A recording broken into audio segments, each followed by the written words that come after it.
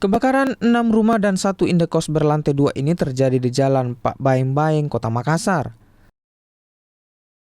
Api yang berkobar membuat sejumlah warga sekitar panik.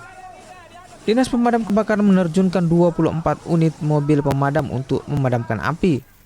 Kebakaran ini diduga akibat ledakan yang terjadi pada kulkas di salah satu kamar rumah indekos. Jam 4 lewat. Iya. Masa gimana? Samping rumah. Kena juga merembes ke rumah habis. Habis.